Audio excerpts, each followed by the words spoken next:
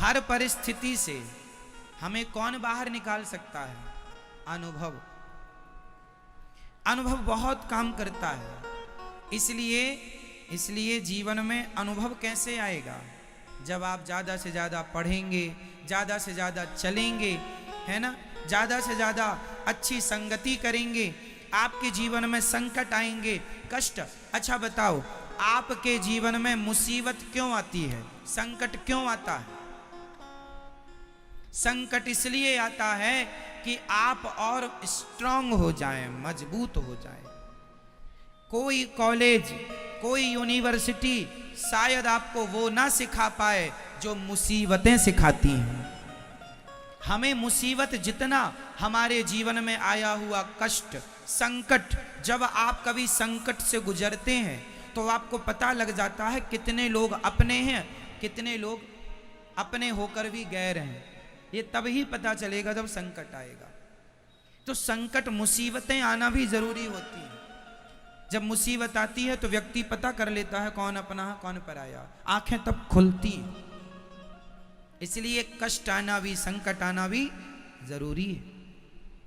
सीखते चलिए आप और स्ट्रांग होते चलेंगे, मजबूत होते चलेंगे। आपकी क्षमता, लोहे को गर्म किया जाता है, जब लाल हो जाता है ना तो उसे तुरंत पानी में डाला जाता है। बताओ क्यों? क्यों? जो लोहार भाई होते हैं, कभी आपने लोहार के पास बैठ के देखा हो, कुल्हाड़ी बनाता है, वो फावड़ा जो भी बनाता है लोहे का, वो गरम करता है, 2-4 हथौड़ा मारा, फिर पानी में डाल देता है, फिर भट्टी में डालता है, फिर गरम करता, फिर मारता, फिर पानी में डालता है, फिर भट्टी में। जब भट्टी में डालना था तो पानी में काहे डाल रहा है? इसका कारण साइंटिफिक रीजन है। बताओ क्या? इस साइंस को जानते हैं आप लोग? क्या है बताओ? गरम लोहे को पानी में डालने से लोहा और मजबूत होता है। गरम लोहे को पानी में डालने से, अच्छा ये लोहार को पता होता है कि कितने पानी में डालना है, कितनी देर डालना है, पूरा ठंडा नहीं करना, डाल के तुरंत बाहर कर लेता है। कितनी देर डालना है ये उसे पता होता है। हमें आपको उस साइंस को वो जानता है। साइंस है ये। लोहे, कच्चा लोहा होता है, कच्चा लोहे को पक्का कैसे किया जाता है? गरम करके पानी में डालते हैं, उससे पक्का हो जाता है, पक जाता है, स्ट्रांग हो जाता है। तो पका हुआ लोहा बार बार गर्म करना पड़ता है, बार बार पानी में डालना पड़ता है। उस लोहे पर क्या गुजरती होगी, है ना? गरम किया फिर पानी में, गरम किया फिर पानी में। तो जीवन में जितनी मुसीबतें आती हैं, व्यक्ति लोहे की तरह मजबूत होता चलता है। ये मुसीबतें ही जो इंसान को इंसान बनाती हैं। जो व्यक्ति जितना संकटों से गुजरा होगा वो उतना सफल व्यक्ति होगा। जिसके जीवन में कोई संकट नहीं, जिसके जीवन में आप लोग अपने बच्चों को गलत सिखाते हैं, क्या ये गलत है, बच्चे तेरे जीवन में कोई कष्ट ना आए, तेरे जीवन में कोई संकट ना आए, मेरे ऊपर संकट आए तो आए, मेरे बच्चे पर ना आए। ना, बच्चे पर भी संकट आने जरूरी हैं। उसे अपना निर्णय लेने दीजिए। कब तक ढाल बनोगे आप? कब तक ढाल बनोगे? जिंदा हो तब तक, मर जाओगे, उसके बाद तो उसके निर्णय उसे ही लेने हैं। इसलिए मजबूत होने दो बच्चों को, उनके जीवन के निर्णय उन्हें लेने दो, सेल्फ डिपेंड बनने दो, आत्मनिर्भर बनने दो उन्हें। ढाल बनकर माँ बाप ना खड़े हो जाएं। कब तक खड़े रहोगे? कहां कहां खड़े रहोगे? किस किस संकट में खड़े रहोगे? किस किस डिसीजन में आप हस्तक्षेप करोगे? निर्णय लेने दो उनको, मजबूत बनने दो उनको, गिरने दो। बच्चा चलना सीखता है ना तो चलता कम है, गिरता ज्यादा है। और जो बच्चा गिरता है वही चलता है, जो गिरता नहीं है वो, बोलो, आपने भी तो चलना सीखा था, क्या गिरे नहीं थे?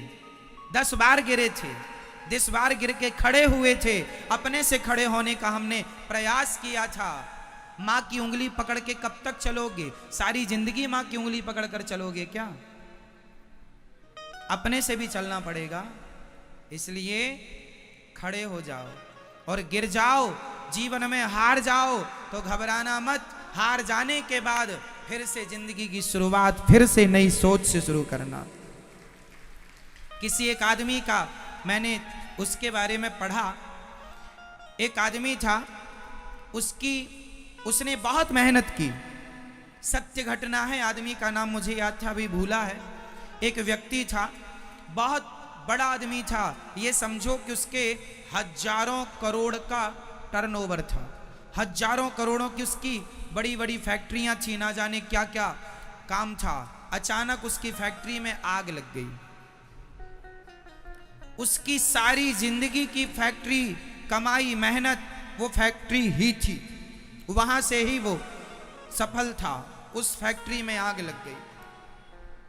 जब आग लगी तो उस आदमी ने अपनी पत्नी को फोन लगाया, कहाँ हो? घर पर हूं, फैक्ट्री आ जाओ। पत्नी फैक्ट्री आई। पत्नी के तो होश उड़ गए, फैक्ट्री जल रही थी, पर उसका पति मुस्कुरा रहा था, और मुस्कुराते हुए उसने अपनी पत्नी से कहा, ऐसी आग कभी देखी है? उसकी पत्नी को लगा कहीं मेरे पति पागल तो नहीं हो गए, क्योंकि इतना बड़ा धक्का लग जाना कि सारी जिंदगी की कमाई जल जाए। उसको लगा कहीं मेरे पति डिप्रेशन में तो नहीं चले गए, पागल तो नहीं हो, कह रहे हैं ऐसी आग कभी देखी है? ऐसी कौन बातें करता है भाई? पत्नी ने पति को हिलाया, आप ठीक हैं? ये अपनी फैक्ट्री है, जल रही है। पति ने कहा, पगली पता है अपनी फैक्ट्री है, आग लग गई है, जल रही है, पर देख इस आग का भी आनंद ले। पत्नी को समझ ना पाई। पत्नी ने पूछा, आप कहना क्या चाहते हैं? बोले, सुबह बताऊंगा। रात हुई, सो गए दोनों। सवेरा हुआ, पति उसको समझाया, यदि मैं रोऊंगा तो क्या रोने से आग बुझ जाएगी? मैं डिप्रेशन में चला जाऊंगा तो क्या डिप्रेशन में जाने से मेरी आग बुझ जाएगी? मैं चिल्लाऊं, चीखूं, छाती पीटूं, हे भगवान मैं बर्बाद हो गया, कोसूं भगवान को, गालियां दूं भगवान को, तो क्या इससे मेरी फैक्ट्री फिर से वापस आ जाएगी? कुछ नहीं होना। इसलिए उसने कुछ नहीं उत्तर दिया। सवेरा हुआ, रोज की तरह फिर तैयार हुआ, फिर गया। पत्नी ने कहा, अब कहाँ जा रहे हैं? अब तो फैक्ट्री रही ही नहीं। उसने कहा, पगली 20 साल पहले फैक्ट्री खड़ी की थी, अब मैं फिर उस 20 साल पीछे जा रहा हूं, फिर मैं पहले दिन से शुरुआत करूंगा। 20 साल बाद फिर तुझे यूं की यूं फैक्ट्री दिखाई पड़ेगी। इसे कहते हैं पॉजिटिविटी, इसे कहते हैं सकारात्मकता। कि जीवन में कितनी भी मुसीबतें आए, कितना भी व्यक्ति असफल हो, लेकिन फिर भी वो सफल होने की जिद ना छोड़े, हार ना माने, वो सफल होके रहेगा। क्या कर लेगी मुसीबतें आपका? क्या कर लेंगे कष्ट, संकट आपका? यदि आप मजबूत हैं तो। टूटना बाहर से नहीं होता साहब, टूटना भीतर से होता है।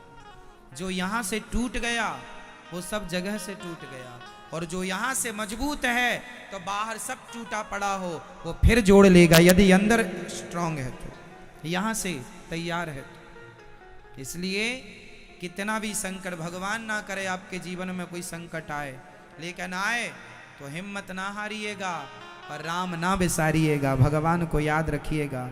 वो कल भी आपके साथ थे, आज भी आपके साथ हैं, और गोविंद कल भी आपके साथ रहेंगे। मुसीबतें इसलिए आती हैं कि भगवान भी अपने भक्तों को देखते हैं, देखूं तो मुसीबत में इसका मुंह कैसा होता है, देखूं तो कि संकट में ये दिखता कैसा है। कई बार पति अपनी पत्नी को चिढ़ाता है, उसे गुस्सा दिलाता है, अरे तुम में क्या है, तुमसे अच्छी तो बगल वाली है। ये चिढ़ाता क्यों है?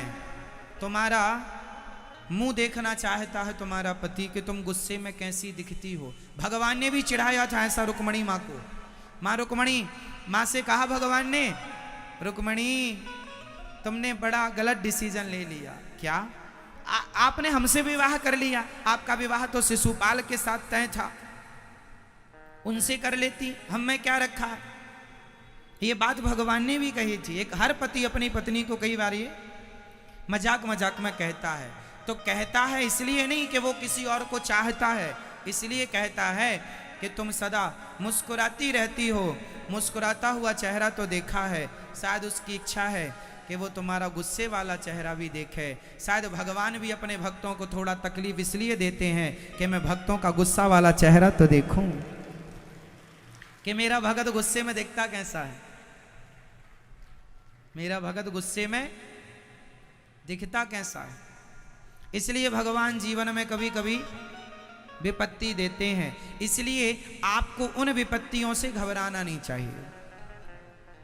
आने वाले संकटों को डट कर उनका सामना करना चाहिए और ये याद रखना चाहिए कि भगवान हमारे, तू अकेला नाही प्यारे राम तेरे साथ।